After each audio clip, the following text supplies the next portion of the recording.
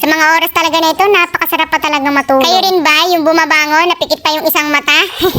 Pag nagising nga ako ng madaling araw, dito talaga ako sa hugasan nagpupunta dahil kagabi nga ay walang tubig. At ang una ko nga ginagawa kapag ganito nga tumutuloy yung gripo namin ay naghuhugas nga ako ng mga plato na hindi ko nga nahugasan kagabi. Kapag hindi nga ako nakakahugas kapag gabi, napakarami ko nga bisita ditong langgam. Lalo na yung mga langgam nga dito ay napakalalaki at kulay pula. Hindi naman nga siya nangangagat pero sobrang kulit. Hindi ko alam anong tawag sa langgam na to. Sa mga oras nga na ito ay nakapagsalang na nga ako ng kanin at uling nga ang aking gamit sa pagluluto. At syempre habang hinihintay ko nga na kumulo yung aking sinalang doon sa labas ay naglinis nga muna ako dito sa loob. Sa mga oras nga rin na yan, ang aking mga estudyante ay tulog pa. Kaya nga ito, nagpapakabisi muna ako maglinis-linis nga dito. Kapag talaga tumutuloy yung tubig namin sa gripo, naku talaga naman sinusulit ko talaga yung pagdaloy ng tubig na yan. Kaya sige akong linis. Lalo na yung mga gawaing bahay na ginagamitan talaga natin ng tubig. Dahil nag-uulan nga ngayon, dumadaloy ang tubig dito sa gripo namin. Pero kung wala nga ulan ngayon, nandun na naman ako sa bomba. Minsan nga naiisip ko, buti na lang talaga meron kaming poso na pagkukuhanan ng tubig.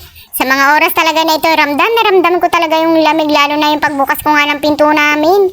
At ito nga nako talaga yung mga bata na to, na sinaway ko nga kagabi na ipasok na yung mga sapatos, hindi pala nila talaga tinanggal. Kaya minsan talaga, imbis na magdadakdak ako at magsalita ako ng paulit-ulit, ako na lang din gumagawa ng mga bagay na inuutos ko. Dahil sasakit lang talaga ang ulo ko kapag hindi nga sinusunod eh. At pupunta na nga ako dito sa aming dirty kitchen. Oo, dirty kitchen, dito talaga ako nagluluto sa labas dahil uling ang aking ginagamit. At ito, nagsalang na nga ako dito ng kanin ko. Tamang-tama nga kumukulo na rin. At dahil hindi nga nagpapantay yung luto ng kanin ko dito, hinahalo ko nga siya bago nga siya mainin.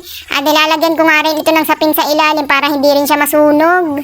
At meron pa nga pala akong isda dito na tira nung isang gabi at ito nga aking nililinisan at piprituhin ko na nga lang din para meron silang pang almusal bago nga sila umalis. Pero sa totoo lang talaga, bihira talaga silang mag-almusal kapag umaga kasi ang dinadahilan nila sa akin, sumasakit daw yung tiyan nila, ewan ko ba. Pero sinisigurado ko naman talaga na bago sila umalis, dapat makahigop muna sila ng Milo, gatas o kape, kahit ano pang gusto nila, basta kailangan mainitan yung kanilang tiyan. Bala ko sana na sabawan tong isda na to, yun nga lang ito ay tamban at masyadong matinig, kaya pagpiprituhin ko na nga lang to lahat. Kung hindi nga sila kakain ngayong almusal, ay naku, pwede na to sa amin mamayang tanghalian. Hindi nga rin nakapasok ngayon ng aking bunso dahil nga siya ay may sakit at sinisipon dahil nga rin siguro sa sama ng panahon. Sa mga oras nga na ito, hinahanda ko na yung kanilang babaunin. Itlog na may corned beef nga lang yung kanilang baon na ulam ngayon. Ito lang kasi yung meron dito sa tindahan. Kapag corned beef nga yung kanilang ulam na nilagyan ng itlog, masarap yung kanilang kain, lalo na yung San Marino na may itlog. Yan, gustong gusto talaga nila, naubos talaga yung kanin. Pero kapag umuwi na sila sa bahay, ang lagi talaga nilang gusto ay yung sinabawan na isda. Gusto nila talaga yung may sabaw. Kung walang